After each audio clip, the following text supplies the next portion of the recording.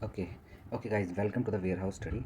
Today, our topic is totally based on the current event that occurs in the last week or last month और अभी दोबारा से कल news में आया है. It's about the G7 countries और G20 और यूएस के अराउंड है कि उन्होंने एक जो बेसिकली किया है कि जो corporate sector in the sense कि जो हमारा कंपनीज़ वाला पोर्शन है, आप एक तरह से वो बोल सकते हो. जो कंपनीज़ वगैरह होती हैं किसी भी कंट्रीज़ में, कोई भी कंपनी का एमएनसी वगैरह इस्टेब्लिश होती है, तो उन पे जो टैक्स गवर्नमेंट अवेल करती है उसे बोला जाता है कॉर्पोरेट टैक्स. कॉर्पोरेट टैक्स अब आपको समझ आ गया. कॉर्पोरेट टैक्स होता है किसी भी कंट्रीज में कोई कंपनी इन्वेस्ट करने जा रही है तो वो इन्वेस्ट तभी करेगी जब वहाँ टैक्स कम होगा.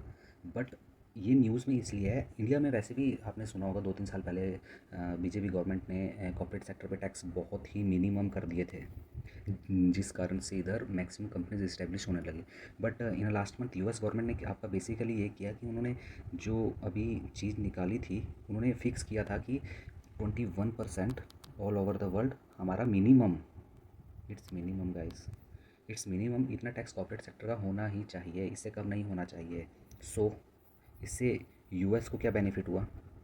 यूएस को इससे बेनिफिट ये होता है कि US is a developed nation, वो डेवलप हो चुका है. हमारी कंट्रीज अभी डेवलपिंग कंट्री हैं.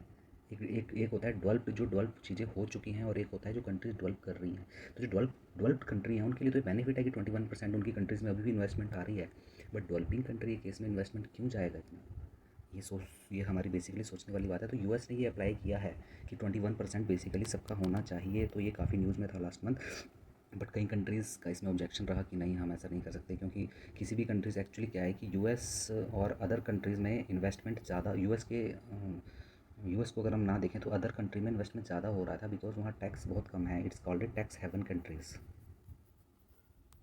टैक्स हेवन कंट्रीज़ आपकी वो होती हैं जहाँ ना के बराबर टैक्स होता है, जस्ट लाइक थाईलैंड और सम आइसलैंड आर देयर, और बाकी भी कई जगह कंट्रीज़ हैं जहाँ टैक्स बहुत ही ना के बराबर है. तो बेसिकली यही चीज़ न्यूज़ में थी. तो यूएस को इन्वेस्टमेंट कम आ रहा था, जो कंपनीज इस्टेब्लिशमेंट थी वो कम थी. तो बिडेन जो अभी हमारे प्रेसिडेंट हैं उनके यूएस के, तो उन्होंने ये टैक्स अवील किया कि 21% कॉमन होना चाहिए. तो ये काफ़ी न्यूज़ में था. बट उसके बाद चलते हुए ये काफ़ी न्यूज़ में आया. तो G7 कंट्रीज़, जैसे कि आप यहाँ देख रहे हैं, जी सेवन कंट्रीज़ ने अभी डिसाइड किया कि उन्होंने जो ग्लोबल मिनिमम टैक्स है, अपनी जो कंट्रीज़ का एक ग्रुप है उनका, उनमें ग्लोबल मिनिमम टैक्स है उन्होंने फिक्स कर दिया 15% पर. इट्स मिनिमम 50% होना ही चाहिए. तो अब हम डिस्कस करेंगे कि G7 कंट्रीज़ न्यूज़ में आ गई है, तो हम सबसे पहले G7 कंट्री के बारे में पता करेंगे, G8 के बारे में बताएंगे, G20 के बारे में बताएंगे. जैसे कि आप मैप में भी देख सकते हो, G20 में ये मैक्सिमम सारी कंट्रीज़ आ जाती हैं. इनके नाम आप देख सकते हो. As you want to take screenshot तो आप स्क्रीनशॉट भी ले सकते हो. और वैसे ही अगर हम G8 का देखें तो G8 में ये कंट्रीज़ आती हैं. G8 का अगर आप बेसिकली ढंग से देखोगे तो G8 में आपको दिखेगा कि G8 में सिर्फ रशिया है जो इन 7 कंट्रीज़ से बाहर आता है. तो हम इसका भी पता करेंगे, बताएंगे आपको कि रशिया इन सब चीज़ों से बाहर क्यों है. ओके. तो और जो G7 में है, कौन कौन सी कंट्रीज़ हैं G7 की कंट्रीज़ का पता करेंगे तो आपको दिख रहा होगा basically Germany, UK, France, Canada, US, Italy and Japan. तो बेसिकली ये कंट्रीज़ हैं जो उसमें आती हैं. इंडिया इनका मेंबर है या नहीं है? India is only member of G20 country. तो अगर ये एग्जाम में क्वेश्चन आता है कि India is a member of G7 countries, तो है या नहीं है, तो it's totally wrong. India is a member of G20 country. अच्छा, इसके साथ साथ एक और टर्म आती है G4 कंट्रीज़. G4 कंट्री का बेसिकली इंडिया मेंबर है. इंडिया मेंबर है. What is the reason behind to create the G4 countries? आपको ये बताना है कि G4 कंट्रीज़ को क्रिएट करने का रीज़न क्या है ना? क्यों G4 क्रिएट किया? जब G20, G8, G7 इस तरह की क्रिएशन थी, तो बार बार इन चीज़ों को क्रिएट क्यों किया गया, ये मैं आपको वीडियो के लास्ट में बताऊंगा.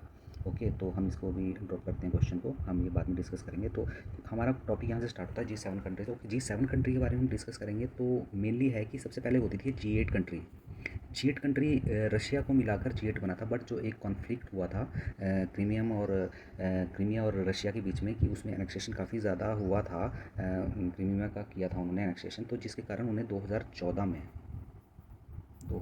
में रशिया को इससे रिमूव कर दिया गया, निकाल दिया गया. जैसे कि आप यहाँ देख सकते हो, रशिया को इससे निकाल दिया गया कि Russia it's not a member of G7. उसके बाद रशिया इसका मेंबर है. तो फिलहाल हम डिस्कस करेंगे G4 कंट्रीज़ में कौन कौन सी कंट्रीज़ है, G4 ग्रुप में कौन कौन सी कंट्रीज़ हैं. तो G4 ग्रुप में अगर हम देखते हैं, सबसे पहले US, Japan, Germany, Britain, France, Italy and Canada.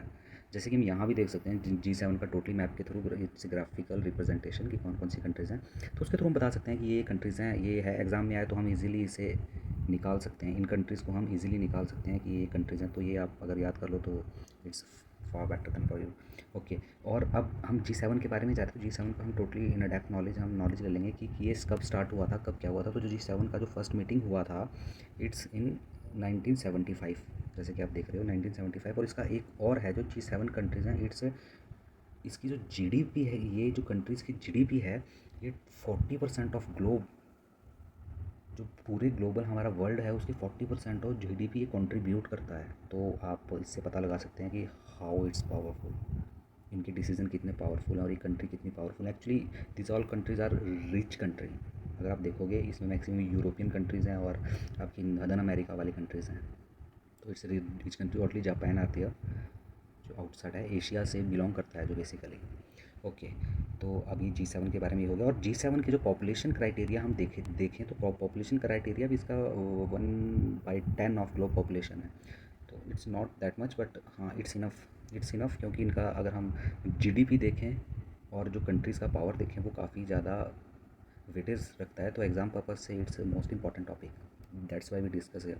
Okay, तो लास्ट में जैसे मैंने आपको बताया कि मैक्सिमम कंट्रीज़, रशिया यहाँ से क्यों बाहर हुआ, रशिया को क्यों रिमूव किया गया, क्योंकि उन्होंने कंट्री अपनी नेबर कंट्री पर अटैक किया that are not eligible in this group. तो इसलिए रशिया को इस ग्रुप से निकाल दिया गया। और अगर हम अब देखें global minimum tax at 50% is a landmark decision और मूव।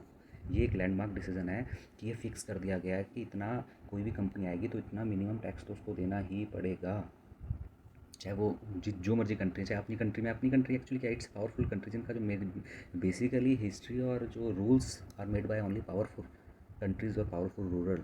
तो इसमें बेसिकली वही देखेंगे। बट इसमें जो मेनली है, इसमें गवर्नमेंट को बहुत बेनिफिट है। गवर्नमेंट को बेनिफिट इसमें क्या है कि put more money in government offer in the time of economic crisis. अभी जैसे कोविड के टाइम पे इतना ज़्यादा रिसेशन चला है, इतना ज़्यादा इकोनॉमिक क्राइसिस भी हैं, तो इसमें गवर्नमेंट को बेनिफिट ये होगा कि कंपनीज आएंगे तो गवर्नमेंट को पैसा आएगा, है ना। तो ये चीज़ें कई छोटी छोटी चीज़ें हैं जो इसमें डिस्कस की गई हैं। तो हमारा ये बेसिकली ये छोटा सा टॉपिक था। इट्स ए क्विक रिवीजन भी हो गया है उनका, जिन्होंने पहले पढ़ा है और जिन्होंने फर्स्ट टाइम देखा है तो उन्हें भी पता चल गया होगा कि what is the difference between G7, G8, G20। और हमारा जो आज का क्वेश्चन रहेगा वो बेसिकली ये रहेगा, क्वेश्चन ऑफ द डे, कि who is the country under G4 group. G4 group के अंडर कौन कौन सी कंट्रीज़ हैं ये आपको बताना है। अगर नहीं पता है तो हम नेक्स्ट लेक्चर में, नेक्स्ट वीडियो में से डिस्कस करेंगे बेसिकली। और what's the reason behind to create the G4 countries, तो हमें ये सब डिस्कस करना है। India is a member of G4 country, ये मैं आपको बता देता हूँ। इंडिया G4 कंट्री का मेंबर है, क्यों है, कितनी कंट्रीज़ हैं, कैसे है, वो सब हम डिस्कस करेंगे। तो इट्स ऑल अबाउट दिस। अगर आपको वीडियो अच्छी लगे लाइक कीजिए, कमेंट कीजिए, शेयर कीजिए और thank you, that's enough. Okay.